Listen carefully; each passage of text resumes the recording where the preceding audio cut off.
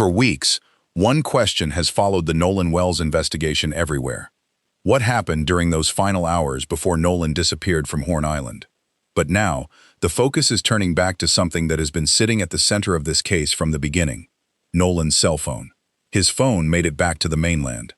Nolan did not, and according to his family, when the phone was recovered, some messages appeared to have been deleted. That detail has never been proven to explain what happened to Nolan, but it is one reason his family and their attorneys have continued pushing for a proper forensic examination of the device. And now, there is a new development. The Wells family says its legal team and forensic experts are ready to examine Nolan's phone jointly with the district attorney's office, with possible FBI involvement. The family says its experts were placed on standby and asked prosecutors to choose a date for the examination between August 18th and August 21st. That means the phone could potentially become one of the most closely examined pieces of evidence in this investigation. But there is an important distinction we need to make right away. The phone has not publicly been shown to contain a secret message proving what happened to Nolan. The forensic examination being discussed is meant to determine what the device actually contains, what may have been deleted, what can be recovered, and what the digital record can legitimately tell investigators. And that difference matters. Because after weeks of online theories, the question is no longer simply, what do people think happened? The question is, what can the evidence actually establish? Before we go any further, if you've been following Nolan Wells' story and you appreciate careful reporting that separates confirmed information from online speculation, take a moment to subscribe to the channel. We follow these developments closely, and when new records, statements, or verified evidence become available, we'll go through them together. And if you've been here since the beginning, thank you for staying with this story. Now let's go back to where the phone became so important. Nolan Wells was 18 years old when he went to Horn Island, off the Mississippi coast, during the July 4th holiday. He went there with friends. By July 6th, he was dead. His body was recovered in the water near the island. From the beginning, investigators faced a difficult question. What happened between the time Nolan was last known to be with the group and the moment his body was found? The early public discussion centered heavily on the accounts of the people who had been with him. But then another detail became impossible for the family to ignore. Nolan's phone had returned to the mainland. His body had not. His mother, Christine Wansley, has described using a location tracking application to determine that the phone was back on land. She has also said that when the phone was recovered, she noticed messages appeared to be missing. That does not, by itself, tell us who deleted anything. It does not tell us when anything disappeared, and it does not establish why. Those questions require a forensic examination. That is precisely why the phone has become so important. A cell phone can contain much more than text messages. Depending on what remains on the device and what can be legally and technically recovered, investigators may be able to examine call history, application activity, location information, photographs, videos, device timestamps, account connections, and other digital traces. But even there, caution is necessary. A phone does not automatically tell investigators the entire story. Location data can show where a device was. It cannot necessarily prove who was holding it. A message can show that something was written. It does not automatically prove who physically possessed the phone at that exact moment. And a missing message can raise a question without answering it. That is why the planned forensic examination matters so much. According to the Wells family's legal team, the family and the district attorney's office agreed on July 15th to conduct a joint forensic examination of Nolan's phone. The proposed arrangement involved both sides' experts, with possible FBI participation, and the Digital Forensics Lab at Mississippi Gulf Coast Community College had previously been identified as the location. But by August, that examination still had not taken place. The disagreement was not simply about whether the phone should be examined. Both sides have said they want the evidence examined. The dispute has centered on how the examination should happen. The family's attorneys said they wanted an agreed forensic protocol, clear chain of custody procedures, preservation of the extracted data, and an understanding of how the resulting information would be handled. They also pushed back against suggestions that Nolan's parents were refusing to cooperate. Then, on August 17th, the family legal team announced that its experts were ready and asked the district attorney's office to select a date between August 18th and August 21st. The message was straightforward. The family said the phone was available, their experts were available, and they wanted the examination to happen. That is an important development, because the device may hold information that cannot be answered through interviews alone. Think about what investigators are trying to reconstruct. Nolan went to an island. His friends eventually returned without him. His phone came back. His body was later found in the water. There are accounts of what happened on the island, accounts of when people left, and questions surrounding the hours in between. Now investigators have the possibility of examining the digital record in greater detail. And this is where the story becomes especially interesting, because investigators are not simply looking for one dramatic text message. They are looking for consistency. Does the phone's activity match the timeline witnesses have described? Do the timestamps correspond with known movements? Are there gaps that can be explained? Can deleted information be recovered? Does the device contain location information that supports or contradicts other evidence? And perhaps most importantly, can the phone help establish who had access to it at different points? Those questions could become significant as the investigation moves forward. But there is another piece of this story that cannot be overlooked. The FBI is already assisting investigators with digital evidence in the case. Jackson County Sheriff John Ledbetter previously said FBI agents were helping with the forensic examination of digital evidence collected during the investigation. That does not mean the FBI has announced a conclusion about Nolan's death. It does not mean federal investigators have identified a suspect. And it certainly does not mean the phone has already revealed a hidden answer. What it means is that digital evidence has been considered important enough to receive forensic attention. That is a much narrower claim, but it is also the one supported by the public record. And there is another reason the phone has remained under such scrutiny. The public has heard different accounts about what happened after Nolan was last seen. His mother has described being contacted late on July 4th and learning that Nolan was supposedly still on the island. She has also questioned why his phone was back on land if Nolan himself was not. Those questions are understandable, but they are still questions. We have to be careful not to turn them into conclusions. That distinction is especially important in a case where social media has already produced countless theories. One version of the story can spread thousands of times before anyone stops to ask where it came from. A screenshot gets reposted.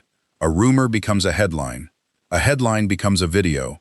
And suddenly, something that was never verified begins to sound like established fact. The phone examination could help separate some of those claims from the evidence. If investigators find recoverable data, they can evaluate it. If they find nothing significant, that is also information. If some deleted material can be recovered, investigators will have to determine what it means and whether it can be authenticated. And if the phone contains information that conflicts with an existing account, investigators will have another question to pursue.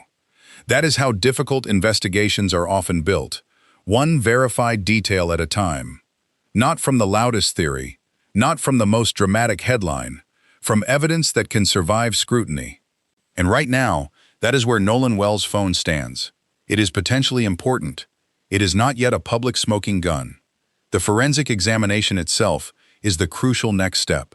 And that brings us to the part of this story that many people may not have realized. The phone is not the only digital evidence being pursued. Nolan's family has also taken legal steps, seeking information from technology companies, including Meta platforms, Snapchat, TikTok, and Life360. The subpoenas seek records connected to Nolan's accounts and digital activity. That means investigators and the family are not looking at one isolated device. They are trying to reconstruct a larger digital timeline. And if you've been following this case, I'd really like to hear your thoughts. Do you think the most important answers may eventually come from Nolan's cell phone and digital records, or do you believe the physical evidence and witness timelines will ultimately matter more? Tell me where you're watching from, too. We've had people following this case from across the country and around the world, and your perspective can become part of the conversation. Just keep the discussion respectful. Behind every headline is a family still living with the loss of Nolan.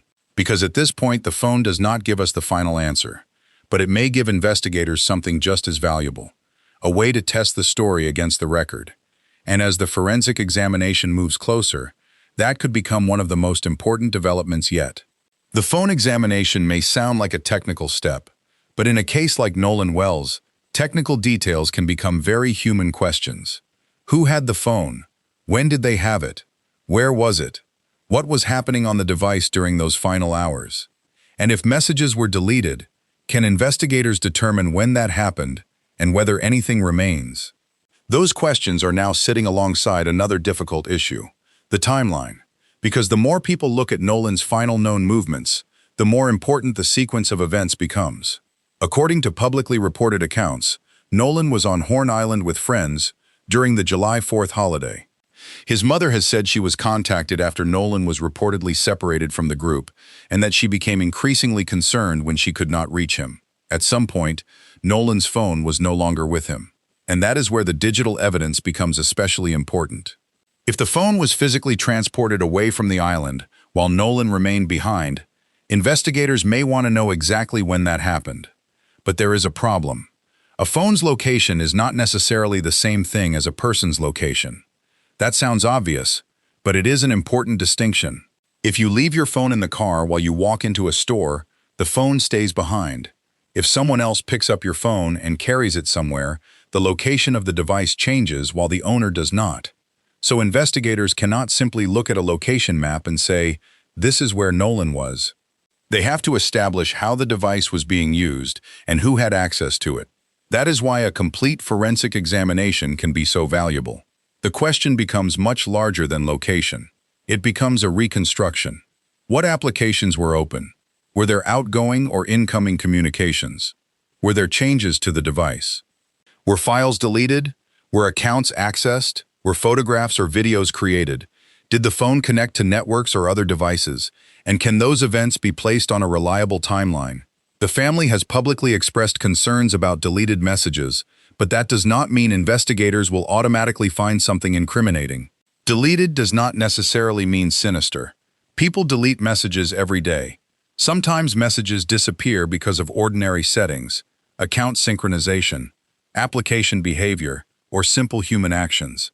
That is why the forensic process matters. It may determine whether something unusual actually occurred. And that brings us to another part of the story that deserves attention.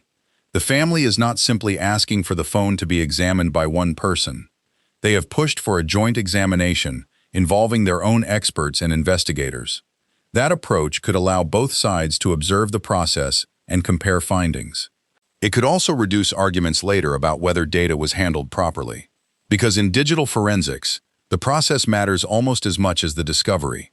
Imagine two people looking at the same old photograph. One person says they see a face in the background. The other says it is only a shadow. Without the original photograph, without knowing whether it was edited, and without knowing how the image was processed, neither interpretation is especially strong. Digital evidence works in much the same way. You want the original. You want the extraction process documented. You want the data preserved. And you want qualified people able to explain exactly what they found. That is why the Wells family's attorneys have been pressing for a forensic protocol before the examination. The goal is not simply to open the phone and scroll through it. It is to create a reliable record. And there is another reason this matters. If the investigation eventually leads to criminal proceedings, digital evidence may have to withstand challenges in court. A lawyer can ask where a file came from, who collected it, who handled it, whether it was altered, whether the extraction was complete, whether the timestamps are reliable, whether the interpretation is supported by independent evidence. Those questions can sound tedious when you're watching a case unfold from home, but they are exactly the questions that can determine whether a piece of evidence has real weight. And this is where the public conversation surrounding Nolan's phone has sometimes moved faster than the evidence. Online, people have already discussed what deleted messages might mean. Some have suggested the phone could contain a hidden explanation. Others have argued that the phone may prove someone else's account is false, but none of those possibilities should be treated as established fact unless investigators actually recover evidence supporting them. Right now, the important development is simpler.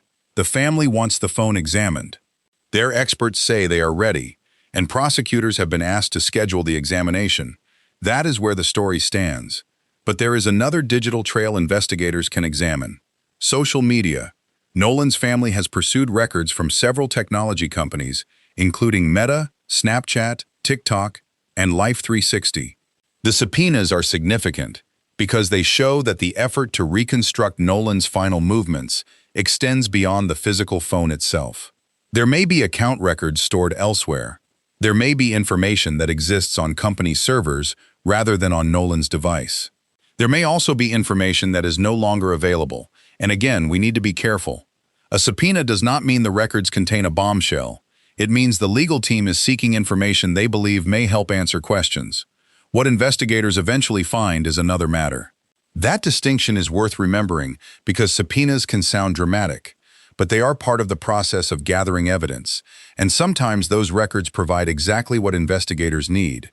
Other times, they provide very little. Sometimes they simply confirm information that investigators already knew. That may seem anticlimactic, but confirmation can be extremely important. If phone records, social media activity, witness statements, and location data all point toward the same timeline, confidence in that timeline increases. If they conflict, investigators have another problem to solve. And that is where the contradictions become important. Nolan's mother has raised questions about the accounts given by people who were with him. She has publicly challenged portions of the timeline and questioned how Nolan's phone could have returned to the mainland while Nolan remained missing. Those concerns have helped keep attention on the case. But investigators still have to determine whether an apparent contradiction reflects deception, confusion, incomplete information, or something else entirely. People do not remember stressful events like cameras. Memory changes. Details become blurred. People notice different things. Two people standing only a few feet apart can later describe the same event differently without either person deliberately lying. That is why investigators compare statements against objective evidence. A timestamp does not forget. A device log does not become nervous during an interview. A digital record does not suddenly remember an event differently because weeks have passed. But even digital records require interpretation. That is why the phone could become so important. It may provide an independent reference point, something investigators can compare with the stories already on record. And if the digital evidence supports those accounts, that matters. If it contradicts them, that matters too. Either way, the evidence becomes useful. There is another question many viewers may be asking. What if deleted messages can actually be recovered? The answer is possibly, but not necessarily. Digital forensic specialists may sometimes recover remnants of deleted information depending on the device, operating system, application, storage behavior, backups, and how much the device has been used since deletion. But recovery is not guaranteed. And even when something is recovered, investigators still have to establish what it means. A fragment of a message is not automatically the whole conversation. A timestamp is not automatically proof of who was holding the phone. A location point is not automatically proof of a person's physical position. Every piece needs context. That is why the phrase "phone evidence blows the case wide open" should be understood as a description of the potential significance of the examination, not as a claim that a final breakthrough has already been publicly confirmed. At this stage, we are waiting to see what the forensic process actually produces. And there is something else worth remembering. Nolan's family has not stopped searching for answers. His mother has continued speaking publicly. His attorneys have continued seeking records. Investigators have continued working with digital evidence, and the FBI has reportedly assisted with forensic work connected to the broader investigation. That tells us something important. The digital trail has not been treated as a side issue. It remains part of the larger effort to understand what happened. But the phone is still only one piece. There is the physical evidence. There are witness accounts. There is the autopsy. There are the circumstances surrounding Nolan's disappearance. There are the movements of the people who were with him. And there are the digital records that may help connect those pieces. The strongest answer, if it eventually comes, will probably not come from one dramatic discovery. It will come when several independent pieces of evidence point in the same direction. And that is why this next stage deserves attention. Because if the forensic examination takes place, investigators may finally have the opportunity to compare the phone's digital history with the timeline that has been publicly debated for weeks.